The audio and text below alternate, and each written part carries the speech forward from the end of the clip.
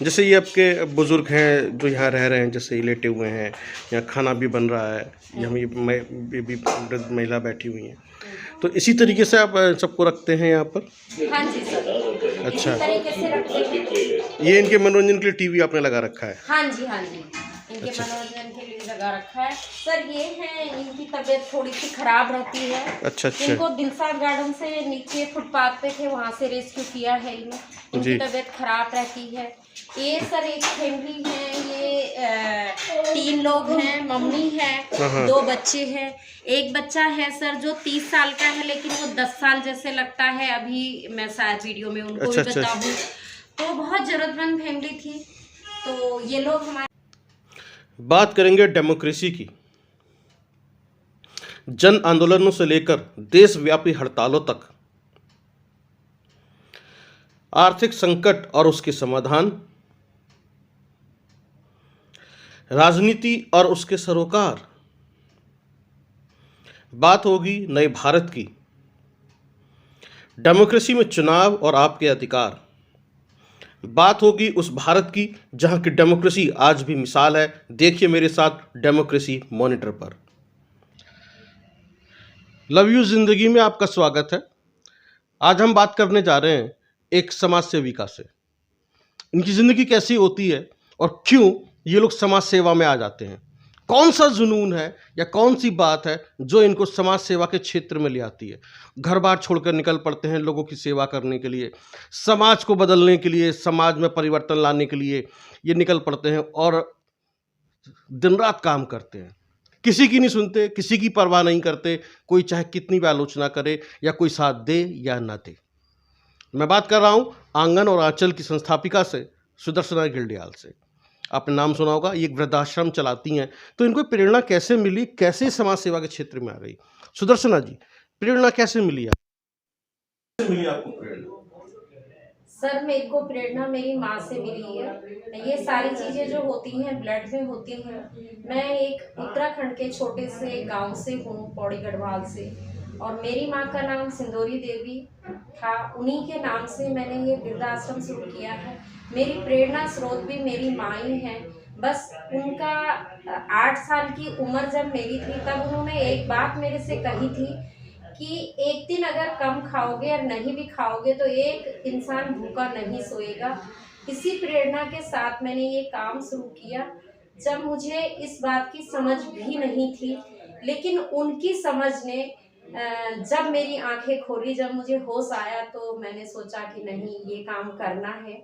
हमेशा एक ही बात मेरी माँ कहती थी कि नर सेवा और नारायण सेवा जी।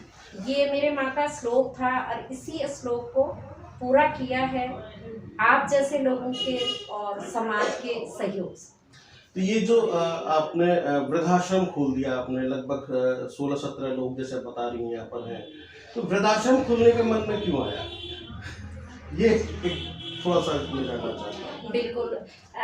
हमारे घर में, गांव में एक वो होता है सर कि जो लोग प्रताड़ित होते हैं उनके लिए शिव मंदिर बना दिए जाते हैं। वो लोग वहाँ रहते हैं, और वो उत्तराखंड की ज़िंदगी तो पहले ही स्ट्रगल भरी होती है।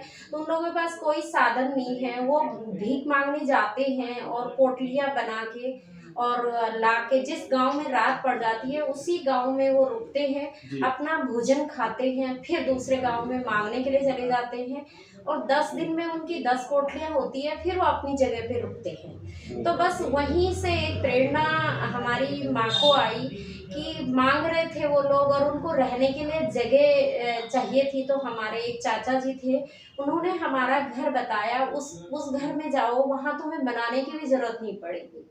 तो जब 10 दिन तक वो लोग हमारे घर में रहते थे, तो हमारी खाने की कटौती होती थी। हम 5 बहन भाई थे, और उस टाइम बहुत स्ट्रगल था, मतलब बहुत गरीबी थी।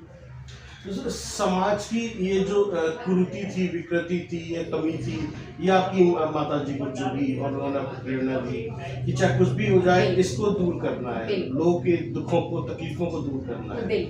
और ये सफ़र वहाँ से शुरू होता है। और जब ये सफ़र शुरू हुआ तो अब क्या उम्र रही होगी आपकी उस वक्त?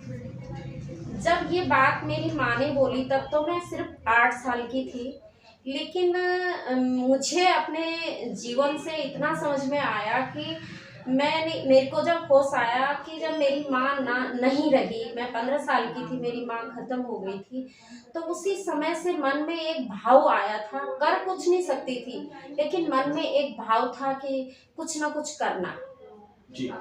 तो अब ये जो कहानी है ये उत्तराखंड से शुरू होती है। तो वहाँ आपने वृद्धाश्रम खोला होगा? ना, वहाँ नहीं खोला। वहाँ नहीं खोला। तो उत्तर प्रदेश आ गई आप, शादी हो गई, यहाँ हाँ आ जी, गई। हाँ जी। तो यहाँ आके फिर वो, लेकिन वो बात आपके बैक ऑफ द माइंड रही कि ये करना है। तो यहाँ कैसे नींव पड़ी उसकी? हाँ, मैं बताती हूँ। पहले तो मैं इसमें ये बताना चाहती हूँ सर, एक कड़ी मैं और जोड़ना चाहती हूँ इसमें कि मेरी माँ एक समाज सेविका ऐसी थी कि उत्तराखंड में कोई हॉस्पिटल नहीं होते थे, और जब मेरी माँ की शादी भी नहीं हुई थी, 13 साल की उम्र थी, तो मेरी माँ डिलीवरियाँ करती थी, अरे वाह! लोगों को जीवन जान देती थी। और जो जानवर होते हैं, उनके बच्चे नहीं हो पा रहे हैं, तो मेरी माँ उसमें सेवारत थी। पूरा जीवन मेरी माँ ने निस्वार्थ भाव से काम किया। और सेवा का मतलब, ओल्ड एज होम खोलने का मतलब सेवा ही सेवा नहीं है। सेवा वहाँ से शुरू हो जाती है, मेरा खुद का मानना है कि जैसे हमारे पास एक रोटी है, तो कोई भूखा आ गया, आधी रोटी हमने वहाँ दे दी, तो शायद वो भी सेवा है। और वो सेवा मेरी खुद 12 साल की एज से मैंने छोटी छोटी सेवाएं शुरू कर दी। जी। तो ये जो ओल्ड एज होम आप चला रही हैं, हाँ जी। इसकी नींव कैसे पड़ी गाजियाबाद के अंदर? हाँ जी। इसकी न्यू सर मेरे मन में भाव था, और छोटा सा मैं थोड़ा सा परिचय देना चाहती हूँ सर। मैंने कभी, मेरे 2 बच्चे हैं, मैंने 4 जोड़ी ड्रेस कभी अपने बच्चों की नहीं बनाई। बहुत संघर्ष के साथ मैंने अपना जीवन जिया, मेहनत के साथ और ईमानदारी के साथ जीवन जिया मैंने।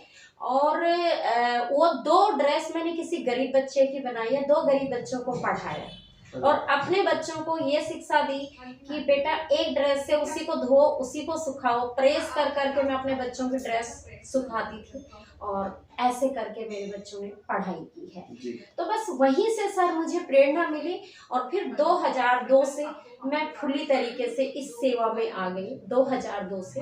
तो लोगों ने मतलब आपने आ गई, आपने जगह ली, मतलब वृद्धाश्रम का ही आइडिया क्यों आया कि आप बुजुर्गों की सेवा करेंगे? हाँ। ऐसे लोगों की सेवा करेंगे जिन्हें हमने देखा है ना, बागबान फिल्म आई थी, माँ बाप को बच्चे घर से बाहर निकाल देते हैं, हाँ है जी। ना, सेवा नहीं करते हैं, अखबारों में छपता है, मीडिया में आता हाँ है, जी। सोशल मीडिया पे चलता हाँ जी। है ना। तो वो जो प्रताड़ना भी हमने देखी है, तो ऐसे में ये जज्बा कैसे आया? सर मुझे ये जज्बा तो ऐसे आया कि देखो, जो चीज़ बुजुर्गों के साथ होती है, इसका मैंने 5 साल तक पहले सर्वे किया, और मैंने जो पैसे वाले लोग हैं उनको भी परेशान होते हुए बुरी तरीके से देखा, और अपनी माँ के शब्दों पे भी प्रेरणा आई। मैंने ऐसी ऐसी घटनाएं देखी कि जहाँ अपनी जो सासू माँ है उनको मारा कूटा जा रहा है। एक घटना सर मैं बताना चाहूँगी, यहीं फोरे के पार्क की घटना है। मैं अपने काम पे आ रही थी, और शाम को काफ़ी सारी बुजुर्ग महिलाएं वहाँ कीर्तन कर रही थी, और एक माँ जी थी जो रो रही थी। वो सबसे पहली मेरी प्रेरणा है यहाँ वसुंधरा में खोलने की, और वो खूब रो रही है, तो लोग उसे चुप करा रहे हैं। उसकी क्या प्रॉब्लम थी सर? उसने बोला, मैं कहती हूँ ये सर्दी ही ना आई, सर्दियाँ क्यों आती हैं? तो मैं और नज़दीक गई, ध्यान से मैंने सुनने की कोशिश करी, तो वो दूसरी जो महिला है वो उससे पूछ रही है, ऐसे क्यों बोल रही है?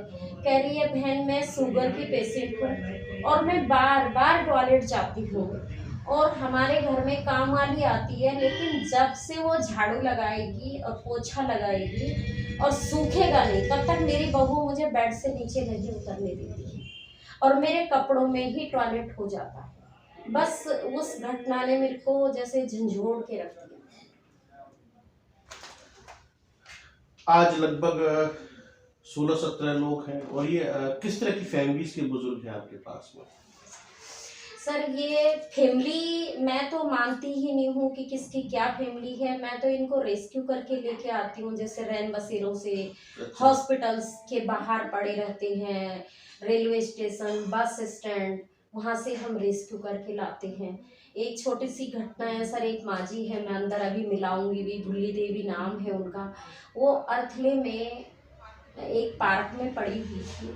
उनके बेटे बहू की आपस में लड़ाई हुई है और अपनी खुंदक उन्होंने अम्मा पे निकाली, उनका कूल्हा तोड़ दिया मार के। 2 साल से माँ जी मेरे पास रह रही है। तो ऐसे बुजुर्ग रह रहे हैं सर, कुछ देख नहीं पाते हैं, 25 साल से पैरालाइज हैं और व्हील चेयर पे हैं, सब अलग अलग। बुजुर्ग हैं, इनकी हेल्थ के भी इश्यूज रहते होंगे आपके हाँ साथ, एक जी, बहुत हाँ बड़ा जी, चैलेंज रहता हो हाँ आपके जी, सामने। हाँ जी। तो कैसे आप मैनेज करती हैं इनकी हेल्थ को लेकर? सर सब ईश्वर की कृपा, सबसे ज़्यादा मैं ठाकुर जी को कृपा मानती हूँ कि उनकी कृपा है, और मेरे जो सहयोग करता है पब्लिक है उनकी कृपा है। हेल्थ इशू बहुत आते हैं, लेकिन दिल से अगर हम काम करते हैं तो उसमें किसी चीज़ की ज़रूरत नहीं पड़ती है, भगवान हमें रास्ता अपने आप दे देते हैं। मेरे यहाँ पे हेल्थ के लिए डॉक्टर जयप्रकाश जैन हैं, वो LNJP हॉस्पिटल के रिटायर्ड जी। हैं। वो यहाँ आते हैं, हमें सेवाएं देते हैं। फिर अभी आप मिलेंगे यहाँ जो सर बैठे हुए, वो मेरे बड़े भाई हैं, वो आर्मी से रिटायर्ड हैं, हॉस्पिटल से ही रिटायर्ड हैं। वो सुबह से शाम तक इन बुजुर्गों की सेवा में आ जाते हैं। जी। लोगों का मतलब कैसा जुड़ाव है आपके साथ में, और जो इनको इनकी देखभाल के लिए जो पैसे की जरूरत पड़ती है आपको, सरकार से कुछ मिलता है या फिर लोग ही इकट्ठा चंदा करके देते हैं आपको? सर नहीं, सरकार से हमें कुछ नहीं मिलता है। बस जो खर्चा है, आप जैसे सहयोगी लोग जो हमें सपोर्ट करते हैं, जैसे राशन वगैरह हमें मिल जाता है, दूध भी मिल जाता है, ऐसी हर चीज़ मिल जाती है। स्ट्रगल तो है सर, मैं ये नहीं चाहती हूँ कि मेरे पास 16-17 बुजुर्ग रहें। मैं ये चाहती हूँ सर कि हमारे पास कम से कम मैं 100 लोगों को, ईश्वर की कृपा हो तो मैं उनको रख पाऊँ। और इसके साथ साथ सर ओल्ड एज होम के साथ साथ एक डे केयर सेंटर चला रही हूँ, जहाँ 15-20 बच्चे सुबह आ जाते हैं, शाम तक रहते हैं, उनका पढ़ाई खाना पीना सब होता है। और एक जरूरतमंद बच्चों का स्कूल चला रही हूँ, जहाँ 400 बच्चे हैं जिनके सिर के ऊपर कोई छत नहीं है। तो सब ये कृपा भगवान की है सर।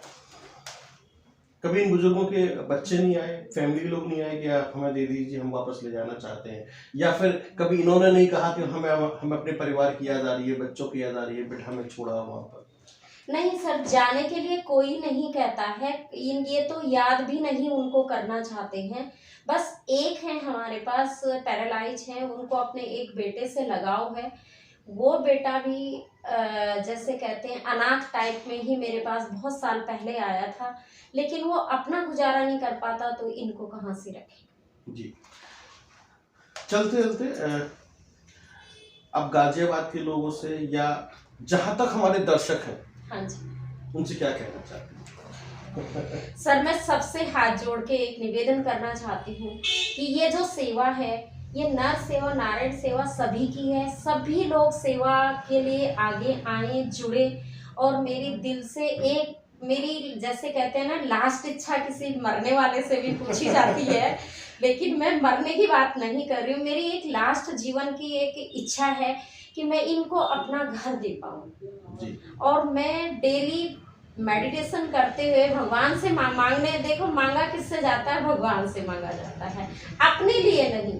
इन बुजुर्गों को मैं एक अपना घर देना चाहती हूँ, और लोगों से अपील करना चाहती हूँ कि मैं इस मुहिम को शुरू करने ही वाली हूँ। बस आप लोगों का सहयोग और सपोर्ट चाहिए मुझे, और जल्द से जल्द हम 100 बुजुर्गों के रहने की व्यवस्था करें। धन्यवाद। तो ये थी सुदर्शना गिल्डियाल जी, जिन्होंने कहा कि लगभग 100 बुजुर्गों के रहने की व्यवस्था ये करना चाहती हैं, और इसके लिए लोगों से अपील कर रही हैं सहयोग करें। अभी हम इनके पूरे आश्रम को घूमेंगे और बुजुर्गों से बातचीत करेंगे, आपको दिखाएंगे कैसे यहाँ पर बुजुर्ग अपना परिवार समझ के रहते हैं, अपने घर समझ के रहते हैं, और किस तरह से सुदर्शना जी इनकी देखभाल करती हैं। साथ में इनकी बेटी भी जुड़ी हुई है। यानी कि ये जो समाज सेवा का जो गुण है, ये चारित्रिक गुण माँ से शुरू होता है, बेटी में आता है, बेटी से फिर बेटी में जाता है।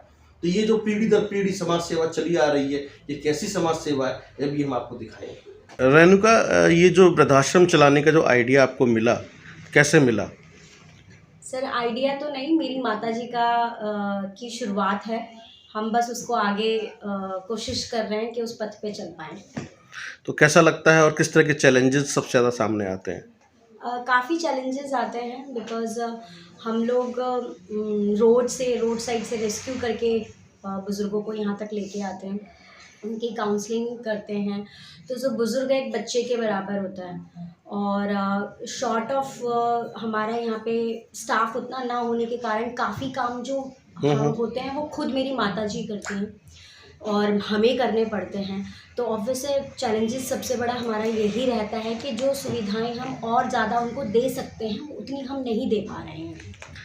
लोकल पुलिस की बात करें, जब आप रेस्क्यू करके लाते हैं तो लोकल पुलिस का कुछ ना कुछ इंटरफेरेंस रहता होगा? नहीं, हमारा इसमें ये रहता है कि हम पहले रेस्क्यू करते हैं, उसके बाद हम इंफॉर्मेशन देते हैं लोकल पुलिस को इंफॉर्मेशन देते हैं। पुलिस का वही रवैया रहता है जो ज़्यादातर होता है, इंटरोगेट करती है। हाँ, इंटरोगेट करती है। कभी कभी ऐसा भी लगता है कि हम क्या सही काम नहीं कर रहे हैं, क्या हम कुछ गलत कर रहे हैं, क्या हम सही काम नहीं कर रहे हैं। जो बीइंग अ सोसाइटी अगर हम एक काम कम कर रहे हैं सरकार का देखा जाए तो, अगर हम वो काम कम कर रहे हैं तो हमें एक्स्ट्रा सपोर्ट मिलना चाहिए लोकल पुलिस से, अथॉरिटी से। वो मुझे लगता है उसमें थोड़ा लैक रहता है हमेशा जी। जैसे लोकल अथॉरिटी की बात करें, जैसे एडमिनिस्ट्रेशन की बात करें, तो कभी गाजियाबाद के डीएम से, एसडीएम से या इन लोगों से मुलाकात हुई आपको इसको लेकर? नहीं, वहाँ तक हम पहुँच ही नहीं पाते, हम आम लोग वहाँ तक नहीं पहुँच पाते। मतलब कभी ऐसा नहीं हुआ कि आप बहुत अच्छा काम कर रहे हैं, आइए सरकार की कोई स्कीम आई है और उसका हम आपको कुछ हेल्प करना चाहते हैं? बिल्कुल नहीं, ऐसा कुछ नहीं हुआ। मुझे तो ऐसा लगता है उनसे मिलने के लिए, मीटिंग करने के लिए भी हमें पहले किसी से सोर्स लगानी पड़ेगी कि हमें मिला जाए किसी चीज़ के लिए, तो वो सामने से हमें कोई तवज्जो दिया जाएगा शायद, जी, तब जाके हम वहाँ तक पहुँच पाएंगे। ये एक बहुत बड़ा चैलेंज है आपके लिए। जी। और एक आखिरी सवाल आपसे, ये जो समाज सेवा का गुण है, आपकी माताजी को अपनी माताजी से मिला, आपको अपनी माताजी से मिला, तो ये जो पीढ़ी दर पीढ़ी चला आ रहा है, तो मैं समझता हूँ कि ये आने वाली पीढ़ी में भी दिखाई देगा, ऐसा कुछ है या आपके पूरे परिवार में ये चलता ही रहेगा ऐसा? मेरे हिसाब से मेरा बेटा है तो हम तो, क्योंकि वो मेरी माताजी को देख रहा है, जब से वो हम सबको देख रहा है तो उसके अंदर तो पहले से इनहेरेंट है और ये शुरुआत ज़रूर हमने कर दी है। अब लेट्स सी आगे कहाँ तक चलेगा। हमारी कोशिश है एक हैंड हम आगे ही इसे बढ़ाएं।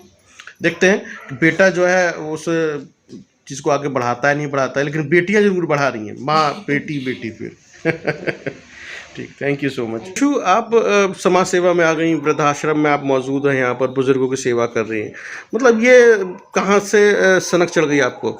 ये सनक कह लो नहीं है, लेकिन ये मेरा स्वभाव है, सेवा में लगे रहना किसी भी तरह से। लोग आलोचना नहीं करते आपकी? नहीं, क्योंकि परिवार की तरफ से पूरी तरह से सपोर्ट है, बिकॉज उनको पता है जो चीज़ करेगी अच्छा करेगी, बेस्ट करेगी, बुरा कभी किसी का कर नहीं सकती, और जो भाव है उसको मैं कंट्रोल ही नहीं कर सकती अंदर से। तो कहीं ना कहीं मुझे उसको चैनलाइज करने के लिए ऐसी ही जगह चाहिए थी, तलाश थी, जहाँ पर मैं अपने अंदर के जो भाव है, जहाँ पर मैं अपने उड़ेल सकूँ, और फिर उसी जयनंद जी, आप वृद्धाश्रम में हैं और डॉक्टर भी हैं, जैसे बता रही थी ये भी सुदर्शना जी, तो किस तरह के चैलेंजेस सबसे ज़्यादा सामने आते हैं हेल्थ वाइज? मेरे पास में काफ़ी परेशानी जो है इनको होती है सुबह आकर के, जैसे ये अभी नॉर्मल टाइप की जो वायरल फीवर है, आपको हाइपरटेंशन है, शुगर की पेशेंट है, सुबह आके प्रॉपरली पहले मैं सबको प्रॉपरली चेक करता हूँ, उसके बाद मैं सबको ब्रेकफास्ट के बाद मेडिसिन देता हूँ, इनका ब्रेकफास्ट हो चुका होता है। अगर किसी को ज़्यादा तबीयत खराब है, कोई चीज़ है, हमारे जयप्रकाश जी डॉक्टर हैं, उनसे वो आपकी हेल्प करते हैं? हाँ, कंसल्ट करते हैं, उनके अनुसार हम मेडिसिन को आगे चलाते हैं जी। और हाँ, तो सबसे ज़्यादा जैसे आप चेकअप करते हैं, कभी तक कोई पिछले जैसे 2002 से चल रहा है आपका आश्रम, तो सबसे ज़्यादा किस तरह की बीमारियां सामने आती हैं बुजुर्गों में?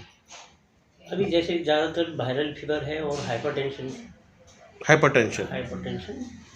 और नॉर्मल बाकी तो ठीक है, एक आध को पेट वूट का प्रॉब्लम होती है, ठीक है, ये है, बाकी ऐसा तो नॉर्मल चल ही रहा है, अभी ठीक ही चल रहा है।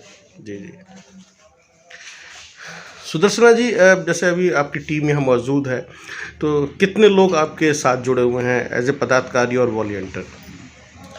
पदाधिकारी तो सर सेवा में क्या होता है, आप भी पदाधिकारी हैं, सब पदाधिकारी हैं, जो आप जिन लोगों से आपने बात की है यही हैं सब लोग पदाधिकारी। बाकी जन कल्याण सेवा से तो सब सेवा में तो समाज है ही सर, समाज से हम हैं, हमसे ये लोग हैं और बाकी भगवान है। चलिए ठीक है, थैंक यू सो मच। जैसे ये आपके बुजुर्ग हैं जो यहाँ रह रहे हैं, जैसे ये लेटे हुए हैं, यहाँ खाना भी बन रहा है, यहाँ भी वृद्ध महिला बैठी हुई हैं, तो इसी तरीके से आप सबको रखते हैं यहाँ पर? हाँ जी सर, अच्छा, इसी तरीके से रखते हैं। ये इनके मनोरंजन के लिए टीवी आपने लगा रखा है? हाँ जी, हाँ जी, इनके अच्छा। मनोरंजन के लिए लगा रखा है सर। ये है, इनकी तबीयत थोड़ी सी खराब रहती है। अच्छा अच्छा। इनको दिलशाद गार्डन से नीचे फुटपाथ पे थे, वहाँ से रेस्क्यू किया है इन्हें। इनकी तबीयत खराब रहती है। ये सर एक फैमिली है, ये 3 लोग हैं, मम्मी है, 2 बच्चे हैं। एक बच्चा है सर जो 30 साल का है, लेकिन वो 10 साल जैसे लगता है। अभी मैं शायद वीडियो में उनको भी बताऊँ, तो बहुत जरूरतमंद फैमिली थी। तो ये लोग हमारे साथ रह रहे हैं, इनकी भी थोड़ा तबीयत ठीक नहीं है। ये हैं हमारी राम प्यारी जी। जी जी। ये हमें दिल्ली में मिली थी, तिलक ब्रज रेलवे स्टेशन में, और इनके बारे में शायद मैं अभी नहीं बता पाऊंगी। आप बाहर मेरे से पूछेंगे तो मैं इसके बारे में भी डिटेल बताना चाहूँगी। ठीक है। बस इतना है, ये 22 किलो की हमें मिली थी। 22 kg वेट था जिस दिन ये मिली थी हमें, और आज का वेट तो आप देख ही रहे हैं। बिल्कुल दिखाई दे रहा है मुझे। हाँ जी। जैसे आप ये भी हैं, ये भी चल रहे हैं? ये भी हमारे अच्छा, बुजुर्ग हैं। क्या नाम है आपका? सुदेव। सुखदेव। सुखदेव। कैसा लगता है यहाँ पर? ठीक लगता है। अच्छा, कोई दिक्कत परेशानी? कुछ नहीं, यही परिवार है। नानक चंद भैया जी आओ जरा, आओ इधर, आइए आइए, के आओ चैनल में। तो आराम से आराम से। हाँ, कितने समय से रह रहे हैं नानक चंद जी? मेरा तो सब जब खोला है उसके 2 महीने बाद दिया गया था। अच्छा अच्छा। ये शुरू से है हमारे पास। अच्छा अच्छा, तो कैसा लगता है? आप तो घर ही अपना। घर है अपना, बहुत शानदार बात है।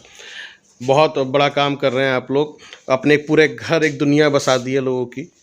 और मैं समझता हूँ कि बाकी सभी लोगों को प्रेरणा लेनी चाहिए सुदर्शना जी आपसे। धन्यवाद सर। आप जिस तरीके से इन लोगों का ध्यान रखती हैं, परिवार की तरह रखती हैं।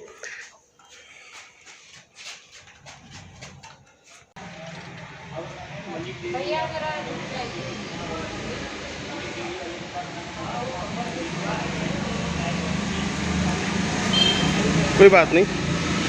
ये है आपका आंगन और आंचल। ये बच्चा बैठा हुआ है? ये सर वही वाला बच्चा है। अच्छा। इसकी एज 30 है, 30 साल है, लेकिन ये दिखता ऐसा है, कुपोषण का शिकार है, बोल नहीं पाता है, समझ नहीं पाता है। एक नया चैलेंज है सर जी। और ये हमारी भुल्ली माँ जी हैं। ये हमें अर्थला में मिली थी, जिनके बारे में मैंने बताया था। इनसे आप पूछ सकते हैं। ये आशा माँ जी हैं, ये भी वहीं से हैं। जब आप यहाँ आई तो कैसी अवस्था में थी? क्यों आना पड़ा आपको यहाँ पर अपना परिवार छोड़कर? बताना चाहिए। हाँ। हमरा बहू से बहुत झगड़ा किया। बहू ने बहुत झगड़ा किया, और बेटे ने कुछ बचाव नहीं किया? बेटे ने साथ नहीं दिया। अब अच्छा, चोट लगी यहाँ पर? कूला तोड़ दिया था एक्चुअली। ओहो, कूला तोड़ दिया था डंडे से। इस डंडे से मारा? डंडा से चलता। अच्छा अच्छा, डंडे से चलता है। नहीं, लेकिन कूला भी ऐसे ही तोड़ा था। अच्छा अच्छा। अब तो सब ठीक है? बहुत खुश। अच्छा। अम्मा बहुत अम्मा बोलती हैं ये। नहीं, अच्छा है। आप चलिए तो ये हमारे राजकुमार भैया जी। ये हमने हिंडन मेट्रो स्टेशन है, उसके नीचे से कोई हमें राहगीर का कॉल आया था। तो विद इन 10 मिनट्स हम लोग का रेस्क्यू के लिए वहाँ पे हम पहुँच गए थे। जी। तो बिल्कुल सर्दियाँ थी, जनवरी की, और कंडीशन बहुत ही उस टाइम पे वर्स्ट थी। मतलब रोज़ लोग खाना तो दे जा रहे थे मेट्रो स्टेशन के नीचे, क्योंकि बैठ रहे थे। फिर उन्होंने कॉल किया हमें किसी ने, फिर हम वहाँ पहुँचे, सबसे पहले मेडिकल हेल्प किया, एंड देन फिर यहाँ पे ये तब से। चलिए, तो आसपास की सोसाइटीज़ के लोग क्या कहते हैं आप लोगों से? कहते होंगे अपने वसुंधरा के रेजिडेंशियल एरिया में इस तरह से आप समाज सेवा। बताऊँ क्या है, देखिए हम ना सिविलाइज सोसाइटी में रह ज़रूर रहे हैं, बोलने में और करने में हमेशा फ़र्क मैं शायद थोड़ा कटु लगेगा पर सच्चाई यही है, बोलने में और करने में हमेशा से फर्क नजर आता है। अगर मैं कल को कहूँ कि ये तो हम बुजुर्गों के साथ साथ बच्चों के लिए भी काम कर रहे हैं, आप पता होगा, तो जैसे हम बच्चों को बाहर ले जाते हैं पार्क में खेलने के लिए तो अलाउड नहीं करते हैं। अच्छा। सिविलाइज सोसाइटी के लोग, क्योंकि उनको लगता है कि उन बच्चों के साथ हमारे बच्चे खेलेंगे तो वो खराब हो जाए, गलत दिशा में जबकि हम कोशिश कर रहे हैं उन बच्चों की दिशा सही करने की। ये जो समाज निर्माण और समाज विकास की हम बात करें तो ये सबसे बड़ा चैलेंज है आपका, एक समाज बिल्कुल चैलेंज है कि बोलनी में मतलब करनी और कथनी में फ़र्क है, लोगों की मानसिकता थोड़ी सी अलग मानसिकता चेंज है। अब जैसे हमारे बुजुर्ग हैं, हम साथ में रह रहे हैं, आसपास कितने लोग हैं जो रोज़ देखते हैं, क्या हम 1 घंटे का समय नहीं दे सकते? सिर्फ समय ही तो मांग रहे हैं, वो समय भी शायद हमें नहीं मिलता। एक बहुत बड़ा चैलेंज है जी। चलिए।